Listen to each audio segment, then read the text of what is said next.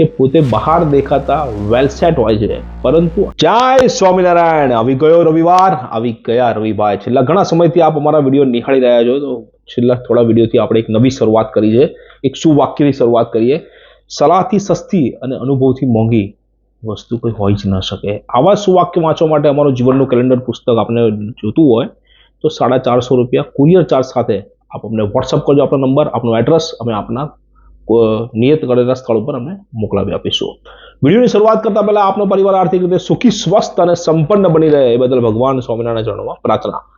ABCD ભાગ 3 લઈને આજે આપની સમક્ષ ઉપસ્થિત થયો છું। એબીસીડી ભાગ 1 અને ભાગ 2 ને અદ્ભુત પ્રતિસાદ આપે છે। 7000 થી વધારે લોકોએ આ નિહાળ્યો છે। જેને ના નિહાળ્યો ને તો અચૂક નિહાળજો। એની અંદર ABCDEFGHIJKL સુધીની વાત થઈ ગઈ છે। હવે આવ્યું એમ ફોર મની મેનેજમેન્ટ। ખબર નહીં લોકો કેવી રીતે જિંદગી જીવે છે કે પોતે બહાર દેખાતા વેલસેટ હોય છે, પરંતુ અંદરથી એટલા બધા અપસેટ હોય છે કે પોતાની લાયબિલિટી પણ સમયસર પૂરી નથી કરી શકતા। લાયબિલિટી એટલે tax bill, light bill, school fee, કરિયાણાના બિલ, ફોનના રિચાર્જ, જે નિયમિત જે જરૂરી વસ્તુ છે એ પણ પૂરા નથી કરી શકતા। ઘણી વખત તો ઈએમઆઈને સેટ કરવા માટે પણ કોઈને ફોન કરવો પડે છે। તો ભાઈ શેના વેલસેટ? પણ તે લોકો સમયસર પેમેન્ટ નથી કરી શકતા, તેના કારણે પોતે ડિસ્ટર્બ ચાલે છે, બ્લડ પ્રેશર અને હાઈ બીપીના શિકાર બને છે। મની મેનેજમેન્ટ પર મારો એક ખૂબ સુંદર વિડીયો છે જે ડિસ્ક્રિપ્શન બોક્સની અંદર લખેલો છે। 30+30+20+10+10 આ ફોર્મ્યુલાને ફોલો કરજો, ક્યારે જીવનમાં તકલીફ પડે જ નહીં।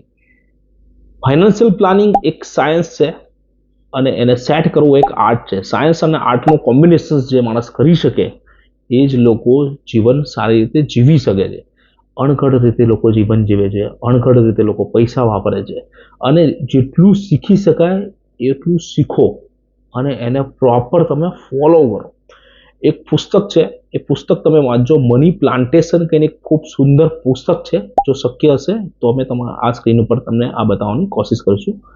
પુસ્તક ખાલી વાંચવામાં ના રાખતા, એની પર પૂરેપૂરા એક્શન પણ લેજો, તો તમે કંઈક કરી શકશો આની અંદરથી, બરાબર? મેં આખું પુસ્તક વાંચેલું છે। And for net worth building. લોકો પાસે નેટવર્થના નામે ફક્ત ને ફક્ત રિયલ એસ્ટેટ જ છે। જો રિયલ એસ્ટેટને તમે માઇનસ કરી નાખો તો નગદ તરીકે 0 હાથમાં આવે। ઘણા લોકો તો માઇનસમાં હશે, માઇનસમાં। નેટવર્થ એટલે તમારી પાસે ગોલ્ડ, મ્યુચ્યુઅલ ફંડ, સ્ટોક અને એફડીનો પણ સમાવેશ હોવો જોઈએ, પરંતુ લોકોને દેખાડવા માટે અને પોતાનું મન મનાવવા માટે આપણે અણધાર્યા રોકાણ કરીએ છીએ અને અણધારી રીતે ઘણી વખત ફસાઈ જઈએ છીએ।